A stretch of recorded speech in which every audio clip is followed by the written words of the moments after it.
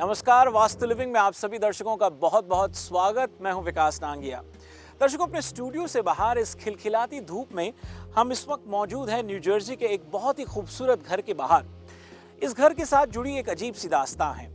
कुछ महीनों पहले इस घर में आग लग गई थी और इस वक्त इस घर में रेनोवेशन चल रही है और हमने सोचा कि क्यों ना अपने स्टूडियो से बाहर हम एक ऐसी लोकेशन में आए जहां पे आपको बता पाएं कि क्या कुछ ऐसा घर में हो सकता है, कुछ ऐसे वास्तुदोष हो सकते हैं जिनकी वजह से इस तरह की घटनाएं घट सकती हैं। इस विषय पर और बातचीत करेंगे, लेकिन सबसे पहले आइए स्वागत करते हैं हमारी वास्तु और feng shui consultant Pallavi Chillawada ji का। पल्लवी जी, कार्यक्रम में आपका बहुत बहुत स्वागत। Welcome welcome to New Jersey. अब देखिए, स्प्रिंग की शुरुआत हुई है, मौसम खिलखिला रहा है, तो सोचा कि क्यों ना स्टूडियो से बाहर आकर के कुछ अलग अलग दिलचस्प विषयों पर बातचीत हो। और ये घर बहुत खूबसूरत है, लेकिन इस घर के साथ एक विचित्र घटना घटी कुछ महीनों पहले, उस पर बातचीत होगी। लेकिन इस घर को देख कर के वास्तु कंसल्टेंट जिस तरह से इसका एक्सटीरियर है, क्या कहेंगे? जिस दिशा का घर है, इसके अंदर कोई भी प्रॉपर्टी के ऊपर कोई तरह का हादसा बन जाता है तो सबसे पहले ये देखा जाता है कि प्रॉपर्टी की दिशा कौन सी है, किस कॉर्नर से इस तरह के प्रॉब्लम्स की शुरुआत हुई, चाहे वो रेजिडेंशियल प्रॉपर्टी हो या बिजनेस से रिलेटेड प्रॉपर्टी हो, और किस तरह के वास्तुदोष की वजह से इतना बड़ा हादसा हो गया, किसी को नुकसान हुआ है या नहीं हुआ है। और उसके बाद उसी प्रॉपर्टी को अगर आप रीमॉडल करना चाहते हो या कोई और उसको ख़रीदना चाहता है तो पुरानी गलती को अगर ठीक कर देते हैं तो उसके बाद ऐसी प्रॉपर्टी के लिए डेफिनेटली आप वापस उसकी शुरुआत नए तरीके से डेफिनेटली कर सकते हो। जी, खास बात यह है कि दर्शकों, अगर आप आग वाली घटना को एक साइड कर दें तो इसको इस नज़रिए से देखें कि हम इस एक ऐसी लोकेशन पर हैं जहां पर रेनोवेशन हो रही है। अमूमन हम ऐसी लोकेशन पर पहुंचते हैं कि जहां पर या तो कंस्ट्रक्शन नए सिरे से हो रही है या फिर वो घर बना बनाया बसा हुआ घर है। लेकिन रेनोवेशन के दौर में वास्तु कंसल्टेंट किन किन चीज़ों को गौर करता है, किन किन चीज़ों को पर फोकस करता है, उस पर आज चर्चा होगी। पल्लवी जी, घर के ओनर को आप अच्छे से भली भांति जानती हैं।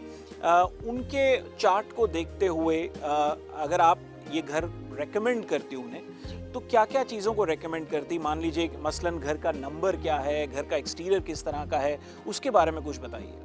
इस घर से मेरी शुरुआत इस तरह से हुई है कि ये ऑलरेडी पहले बना हुआ था, कुछ लोग यहाँ पे रहते थे। उसके बाद कोई तरह का हादसा हो जाने के बाद जब उनको ऐसा रियलाइज़ हुआ धीरे धीरे कि किसी खास तरह के दोष से वो हमेशा यहाँ पे परेशान रहते थे, तो उन्होंने सोचा कि पहला क्वेश्चन ये था कि यहाँ पे रहना चाहिए कि नहीं, दोबारा इस घर से शुरुआत होनी चाहिए या नहीं होनी चाहिए।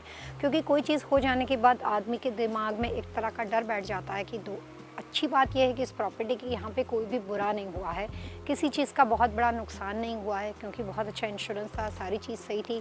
अगर आमतौर पे देखा जाए तो शायद ये एक वजह बन गई जिसकी वजह से घर दोबारा रीमॉडल हुआ और जो 100% वास्तु के हिसाब से वो कन्वर्ट हो गया। तो अगर पॉजिटिव पॉइंट ऑफ व्यू से देखा जाए तो यहाँ पे कोई खास तरह का नुकसान इस भूमि पे नहीं हुआ है, किसी को कोई तकलीफ नहीं हुई है, लेकिन एक वजह बन गई। और इसके बाद शुरुआत मेरी यहाँ से इस तरह से हुई कि दोबारा इस घर पर रहना चाहिए कि नहीं रहना चाहिए। तो हमने यहाँ पे आके इस प्रॉपर्टी को उसी कंडीशन में विजिट किया जिस कंडीशन के अंदर प्रॉपर्टी के ऊपर सारी चीज़ें हो चुकी थी। और उसके बाद ये प्रॉपर्टी के ऊपर ये देखा गया कि ऑनर को किस वजह से नुकसान हुआ, आगे चल के इस प्रॉपर्टी पे दोबारा इस तरह का नुकसान होकर किसी और को तकलीफ होने की गुंजाइश है या नहीं है। और वो सारे सेफ साइड चीज़ों को देखने के बाद ये तय किया गया है कि ये प्रॉपर्टी को इससे बेटर की दिशा का भी घर हो सकता है, लेकिन फिर भी सूटेबल होने की वजह से इतनी नुकसानदेह नहीं है। जिस वास्तुदोष से ये सारी घटना बन चुकी, अगर आप उसको निकाल देते हो तो रीमॉडल करके इसको 100% परफेक्शन में ले आ सकते हो। और इसी प्रॉपर्टी में रीमॉडल कर लेने के बाद उनको बहुत अच्छा और भी ज़्यादा फ़ायदा होने की संभावना थी। तो ये सब चीज़ों को सोच के इसका रीमॉडलिंग शुरू हो गया और अभी ये प्रॉपर्टी किसी भी बिना कॉम्प्रोमाइज़ के 100% उनके परफेक्शन के साथ जा रही है। कुछ एक दो बातें ऐसी थी जिसमें कॉम्प्रोमाइज़ लेवल था, लेकिन उसका भी रेमेडियल बेस इंटीरियर में कलर के थ्रू जो इंटीरियर करना बाकी था उसके थ्रू उसको सॉल्व कर दिया है।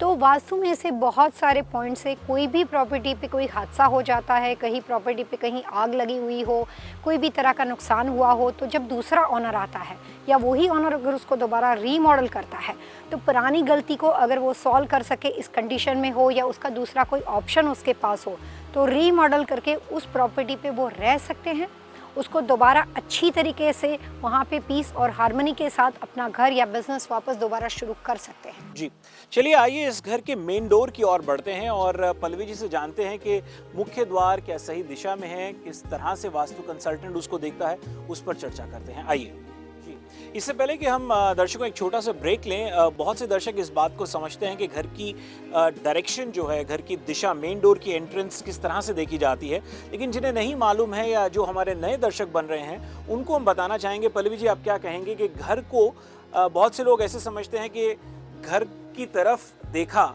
तो घर की वो डायरेक्शन हुई, और कुछ लोग जो सही तरीका है वो इस तरफ खड़े होकर के बाहर की तरफ देखते हैं तो वो डायरेक्शन हुई। वास्तु कंसल्टेंट मेरे ख्याल अच्छे तरीके से समझा पाएगा, क्या कहेंगे दर्शकों को? ज़्यादातर लोगों को दिशाओं के बारे में समझने में बहुत तरह की गलतफहमी होती है।